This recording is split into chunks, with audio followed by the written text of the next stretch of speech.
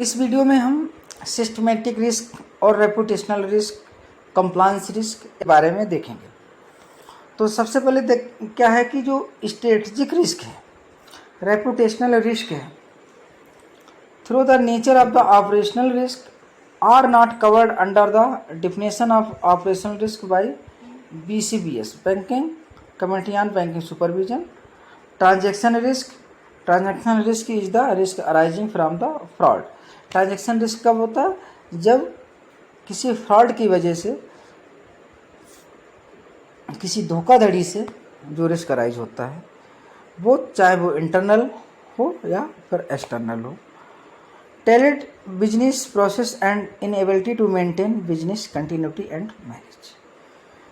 कहने का मतलब ये है कि जब बैंक अपने जो बैंक के दायित्व हैं उनको प्रॉपर तरह से नहीं निभा पाती है, क्रेडिट रिस्क अराइज हो जाता है, मार्केट रिस्क अराइज हो जाता है या ऑपरेशनल रिस्क अराइज हो जाता है, तो उस कंडीशन में क्या होता है? अब जैसे मान लीजिए आप एक ब्रांच के ब्रांच मैनेजर हैं और आपके ब्रांच में आए दिन क्या रहता है कि कनेक्टिविटी नहीं रहती है, कनेक्टिविटी फेलियर रहता है।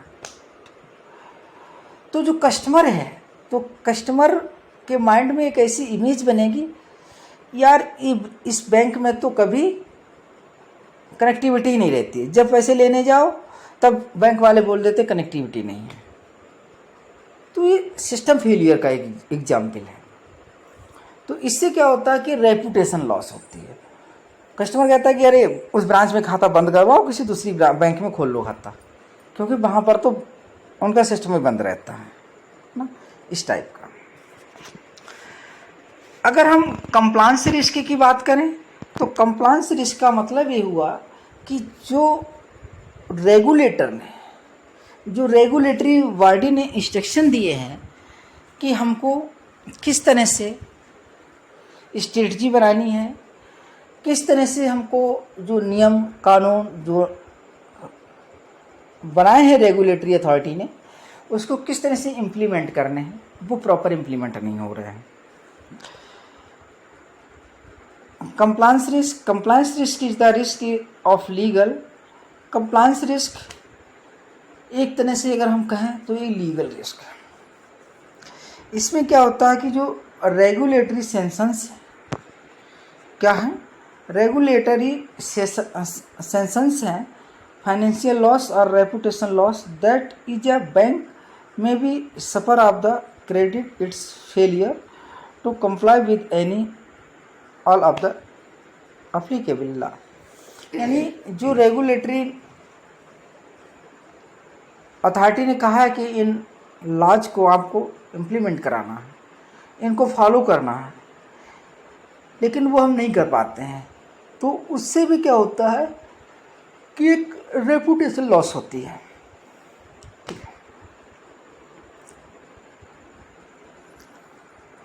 It is also called integrity risk. इससे क्या होता है कि एक इंटीग्रिटी रिस्क राइज होता है। Since bank reputation is a closely linked is the adherence to the principle of integrity and fair dealings. Strategic risk क्या होता है? स्ट्रेटेजिक रिस्क जो होता है, ये रिस्क अराइज होता है किस वजह से? एडवर्स बिजनेस डिसीजंस की वजह से। मतलब स्ट्रेटेजिक रिस्क का मतलब क्या हुआ कि जब कोई रिस्क बैंक के जो एम्प्लॉई हैं, बैंक का जो मैनेजमेंट है, उसने जो स्ट्रेटजी बनाई है उसमें अगर कुछ ऐसा उलट पटाख सा हो जाता है, उसकी वजह से जो रिस्क अराइज होता है, तो उसको कहते हैं स्ट्रेटेजिक रिस्क। जैसे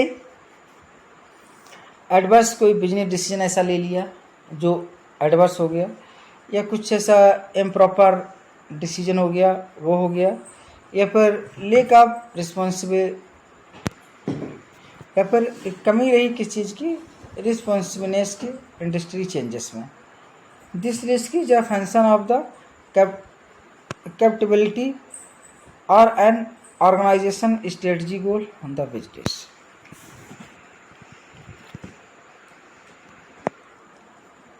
ठीक है। अब बात करते हैं रेपुटेशनल रिस्क की। तो जो रेपुटेशन रिस्क होता है वो क्या होता है, उसके बहुत से ढेर सारे कारण होते हैं।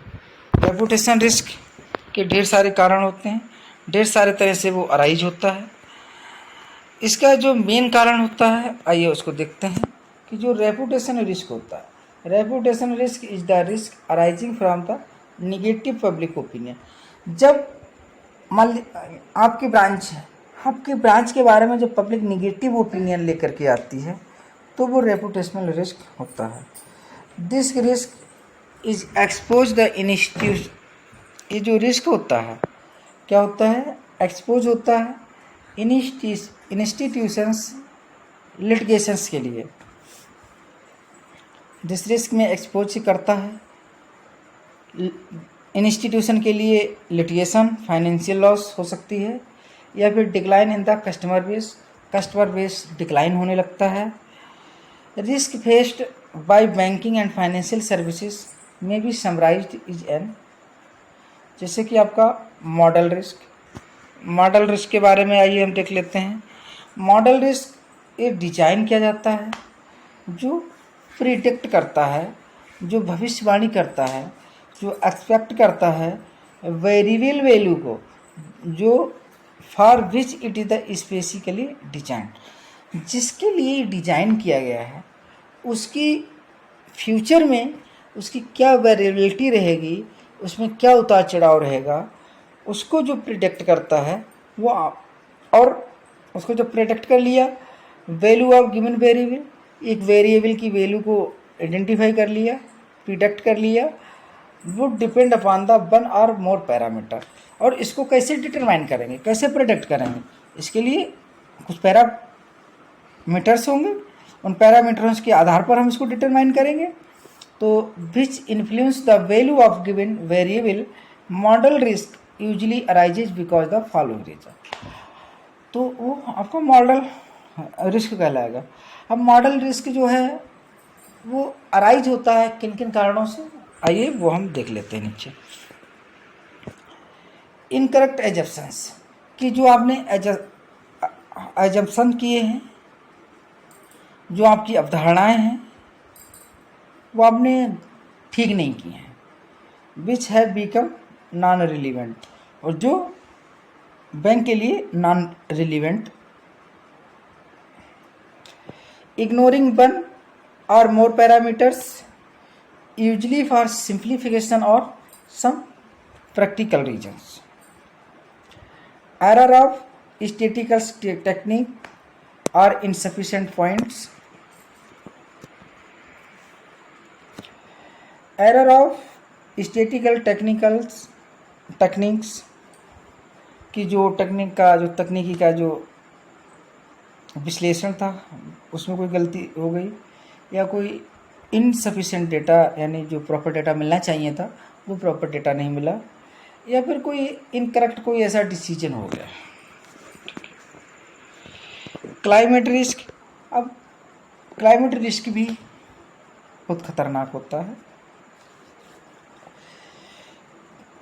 क्योंकि ऐसे बहुत से बिजनेस हैं जो क्लाइमेट से कहीं न कहीं डायरेक्ट या इनडायरेक्टली क्या होते हैं, रिलेट करते हैं। Climate related risk refer the potential risk that may arise from the climate change और from the mitigate climate change. जिससे जो क्लाइमेट चेंज होती है तब जो रिस्क आते हैं, their related impact and economic and financial consequence, it can impact on the financial sectors through two broad channel, physical risk और ट्रांससेशन रिस्क। तो क्लाइमेट रिस्क में दो रिस्क इन्होंने डिवाइड किए हैं। जो क्लाइमेट रिस्क होते हैं उसके दो रिस्क हैं, क्या है, पहला आपका क्या है फिजिकल रिस्क और दूसरा आपका क्या है ट्रांससेशन रिस्क। आइए देखते हैं फिजिकल रिस्क क्या होता है। Physical risk which arise from the changes in the weather और क्लाइमेट। फिजिकल रिस्क वो होता है जब मौसम में कोई बदलाव आता है या कोई क्लाइमेट चेंज हो जाती है, जिससे इकोनॉमी पे जो इम्पैक्ट पड़ता है they can categorised as acute risk, जैसे कि आपका हो गया कोई फ्लड आ गया या कोई हीट वेव हो गया या कोई लैंडस्लाइड हो गई, ये सारी चीज़ें। ट्रांसेशन रिस्क का मतलब हुआ which rise from the process of adjustment toward low carbon economy. ये रिस्क उस समय राइज होता है जब लो कार्बन इकोनॉमी की तरफ एडजस्टमेंट होता है। This have a significant impact on the economy, और इससे एक क्या होता है, significant impact of the economy, इस पर इकोनॉमी प्रभावित होती है। थैंक यू दोस्तों, अगर हमारा वीडियो अच्छा लगा प्लीज़ हमारे चैनल को लाइक और सब्सक्राइब अवश्य करें।